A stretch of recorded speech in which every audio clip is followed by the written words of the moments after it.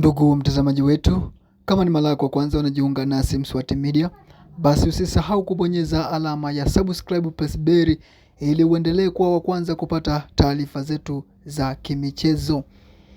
Leo tunakuangazia taarifa yaliyojiri kunako shirikisho la vilabu au umoja wa vilabu barani Afrika, ambapo mwanzilishi wa shirikisho hilo ni rais wa klabu ya Young Africans Engineer Hersi Said. Ndiye alikuwa kama mwenyekiti wa shirikisho hilo na ndo mwanzilishi wa shirikisho hilo la mpira hususan kwa upande wa vilabu. Shirikisho hilo linagusa vitu vingi, linagusa mabadiliko ndani ya klabu, linagusa mwenendo yani uongozi kwa ujumla. Lakini wakiwa katika jiji la Doha kwenye shirikisho hilo ambalo linaitwa ACA, rais huyo aliweza kuhutubia kikao hicho au mkutano huo kwa kutolea mfano wa poor government ambao ulikuwa unaenda kwa watani zao Simba Sport Club, ambapo inakumbukwa kwa hivi karibuni kumekuwa na migogoro ndani ya klabu hiyo ya wekundu wa Msimbazi Simba, migogoro ambayo ilileta sitofahamu kwa mashabiki, viongozi na hata klabu yenyewe.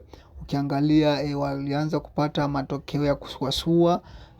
Sasa kupitia hiyo Engineer Hersi aliweza kuitolea kama ufafanuzi na kuelimisha kwamba changamoto na namna ambavyo klabu hiyo ya Simba Sport Club inakabiliana na changamoto ya uongozi. Hasa kitu ambacho watani zake Simba Sport Club hawakupendezwa na, ni kitu ambacho kilivuta au kiliibua hisia za watu wengi ambao ni wapenzi na wadau wa soka nchini Tanzania na hata sehemu mbalimbali na nje ya mipaka ya Tanzania. Hivyo kupitia mfano huo Simba Sport Club wamekasirishwa na kitendo hicho na kuamini kwamba Engineer Hersi ni kama anaichafua brand ya Simba, na wao kama viongozi wa Simba wapo kwa ajili ya kuilinda na kuitetea chapa ya Simba na hata klabu yao kwa ujumla. Hivyo kupitia changamoto hiyo uongozi wa Simba umepanga kwamba kufuatilia sakata hilo kwa ukaribu zaidi, na ikiwezekana waweze kumchukulia sheria kiongozi huyo au rais huyo wa shirikisho la vilabu Afrika, ikiwa kwamba wao wamesema kwamba ya kwao ni ya kwao. Kwa nini mambo yao waende wakayatolee mifano katika sehemu ambazo wao pia hawapo katika huo ushiriki?